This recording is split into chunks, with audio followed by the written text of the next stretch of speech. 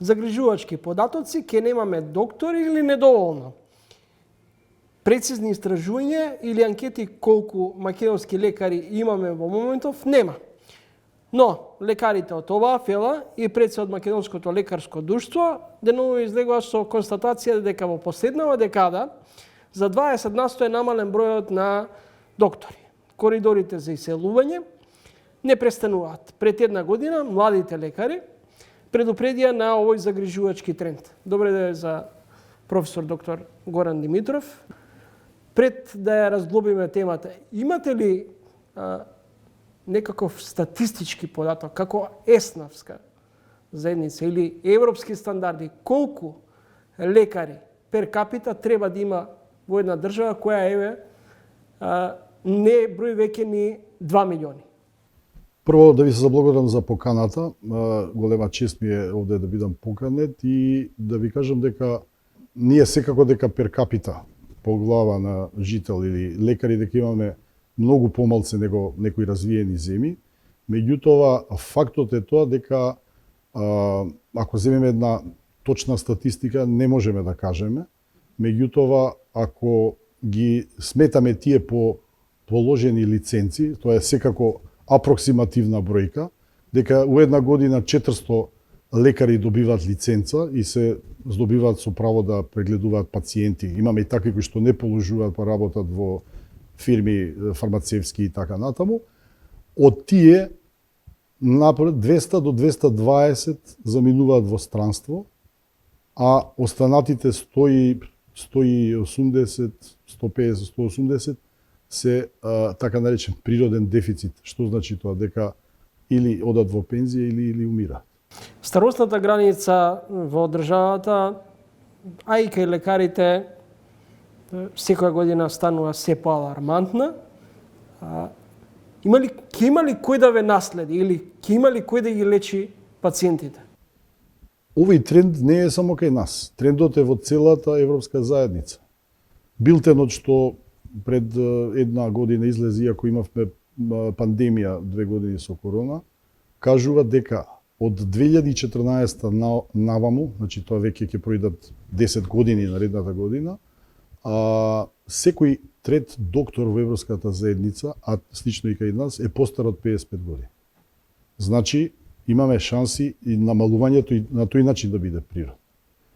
Ако не збориме за она што е најактуелното, миграциите вон државата и миграциите, можда и да кажеме помало место, поголем центар и така натаму. Пред неколку години имаше теза меѓу вас, лекарската фела, дека нема потреба од педиатри. За денес да се соочите со проблем, ни не достигаат педиатри. Пандемијата покажа дека имате недостаток од инфектолози, анестезиолози, особено за големите и тешки оперативни зафати. Како ќе се обезбедите со медицински кадар во вакви околности? Рецептот се знае. Една од најглавните работи, а тоа го превзима и секој здравствен систем од развиените, е така наречената регионална систематизација. Например, да кажам еден пример. Ако премногу лекари се концентрирани во еден медицински центар во Скопје, треба на нив да им се овозможи да работат и, да речеме, операционите сали во Куманово, Велес, Тетово, Штип и така натаму, каде што има. За жал, ние имаме, еве да кажам, примерот од Кавадарци, кој што долги години немаше гинеколог, па идеше екипа од гинеколошката клиника да работат таму, да ги држат дежурствата. Во работно време идат еден-двојца од гинеколозите кои што се во Кавадарци, а дежурствата ги презима екипа кои што идеа по цела недела и тамо седеа, дежура практички се по цели денови. Зошто? Затоа што има недостаток на кадар. Во овие деликатни времиња, она што помалку станува симптоматично, иако поминавме низ еден турбулентен период на здравствена криза, економска криза, сепак во последниве неколку години на неколку наврати на лекарите им се зголемени платите? Дали дежурствата ви се дополнително зголемени? Дали платата всушност не е клучната причина поради која луѓето во бел мантил одлучуваат да заминат од државата? Па да ви кажам, имаме податоци, тоа го согледувам ја од билтенот, збориме и за цел свет, не е само за Европа, дека три причини ги кажуваат. Тоа се примањата, значи колку е доходовно да се работи во некоја, дури они имат еден специјален израз на англиски, викаат lucrative countries, доходовни земји за работа, за докторите. И ги редат подред. И тука се Германија, Швајцарија, Америка, и нема да верувате, едно од најбраните Луксембург, со огромни плати за докторите. А има 624.000 жители. Така да тие се првата причина е тоа. Втората причина е, се знае, у сите земји, тешкоти за вработување. Значи, кој може да и желбата и каде да се вработи, некој млад доктор кој ќе заврши, има некоја желба што би сакал да работи. Зашто го студирал тој факултет. Така, без разлика и нека не е некоја од тие струки кои што се. Меѓутоа, дали имаме ние услови за да може он да биде примен на таа специализација? Дали може да прави, сака да биде кардиохирург? До пред скоро, сега го имавме првото пресадување на срцето пред 3-4 години во Македонија. Меѓутоа знам неколку луѓе кои што отидоа во страни земји да работат баш тоа што го сакаат. Значи тоа е тешкотиите при вработувањето. И третото, што исто поврзано со ова, е баш тоа, лошите услови за бирањето на специализацијата или за бирањето на стручниот дел на работата што ќе работи на работното место. Ако образованието на еден лекар чини најмалку според одредени податоци $500.000.000 евра, дали со одливот на лекарите се губи всушност вие како лекарска фела губите контакт со вашите колеги кои заминуваат? Ние не ги губиме врските, дури и ствараме врски со земјите кои што се отидени. Меѓутоа, они се таму отидени. Ретки се случаи да има, меѓутоа ретки се случаи некои да се врати. А тоа не е само кај нас, не е само во нашата република. Тоа се случува и во многу ниско економски, ниско социјални земји на европската заедница. Има еден податок за Естонија, што практички и нас не зачудува, дека скоро 46% од докторите во текот на откога влегле тие во европската заедница си отишле од земјата. Претежно во Финска. Зашто? Затоа што Финска има, тоа е првото, има 6 до 8 пати поголеми имаат примања, може да добијат примања. Што е побезболно решение во ситуација кога некој лекар е одлучен да го напушти јавното здравство? Да замине во странство или да направи трансфер во некоја од приватните клиники во државата? Па видете, тука баш по тоа се разликува. Значи, во приватните клиники сме тука, дома. Значи, тука имаме место за живење, тука се нашите семејства, пријатели, тука е за нијанса помало поевтин стандардот на живењето.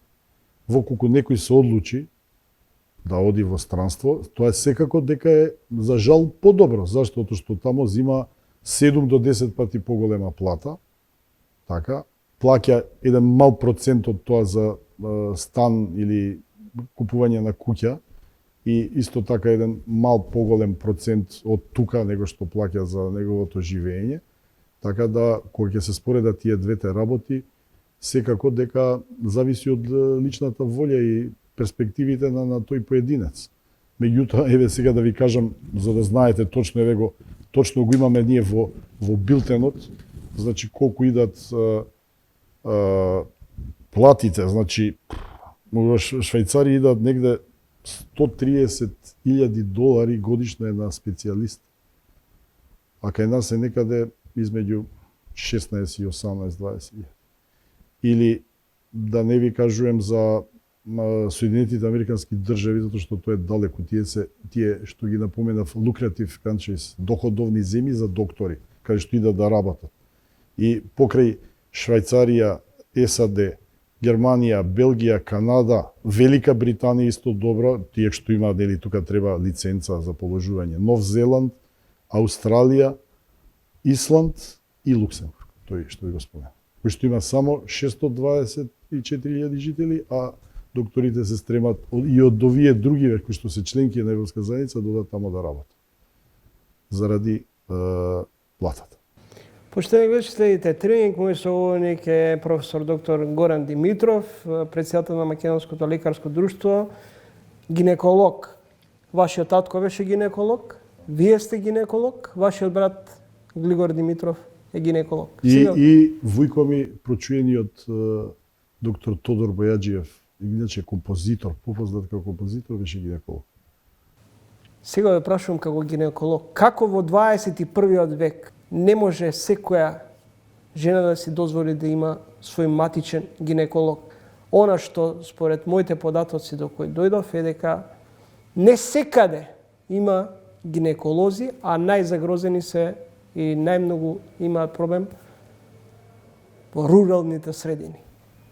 Ние тоа го објаснуваме од професионална работа со тоа што голем број од тие измигрирале, значи отишле или во поголемите центри, така да тие центри останале без здравствени работници од таа специјалност, гинеколози.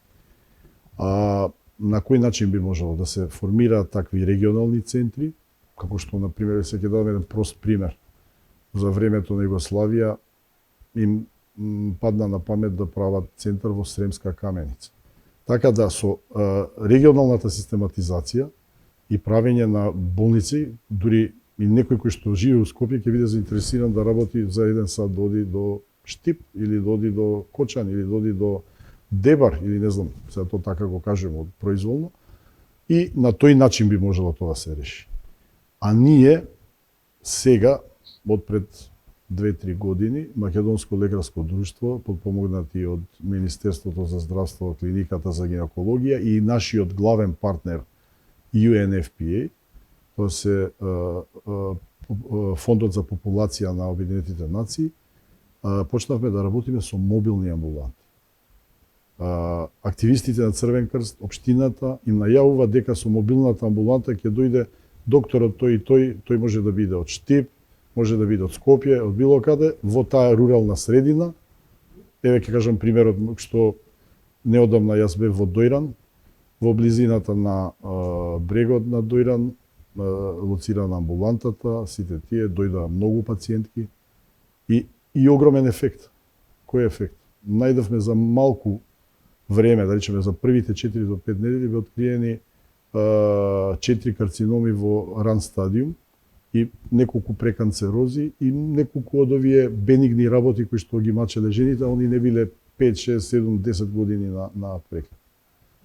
Професор Димитров, на крајот, јавноста за жал многу често е сведок на гинеколошки пропусти, многу недоследности, се извршуваат интервенции, се вадат погрешка органи кај жените. Никој кривично не одговара, но чувствуваат ли лекарите, гинеколозите, барем елементарно одговорност, етичка, кога ќе грешат, ќе сгрешат? Видете вака, ние како лекарско друштво не сме одговорни за тоа. Зашто? Тоа што нашата цел е едукација и континуирана медицинска едукација на нашите членови, значи докторите. Овде не ве прашувам како председател. Да ви кажам, како... да ви објаснам. Не како председател. И како имаме специјална комисија за зачувување на честа и угледот на докторите. Меѓутоа, правно професионална организација е комората. Во комората има и специјална комисија која што ги оценува тие грешки и кој што доделува казни, одземање на лиценци, не знам, новчани казни, не знам се што постои според законот сите тие работи. Така да никој од тие спорадични случаи не би можел да го објаснам. Не заради тоа што се бранам да го објаснам, него заради тоа што не ни знам што се случува. Зошто? Затоа што како и во Америка, како и во Белгија, има огромен број и на тужби кои што се навистина смешни и неосновани. Меѓутоа, одговорноста е на секој од поединецот кој што учествува. Учествувајќи во некоја интервенција која што после тоа ќе се оцени, нормално дека треба да се превземе одговорност. Ви благодарам за гостувањето во емисијата. Ви благодарам за поканата и поздрав до сите гледачи. Поштовани гледачи, тоа беше професор доктор Горан Димитров, претседател на Македонското лекарско друштво.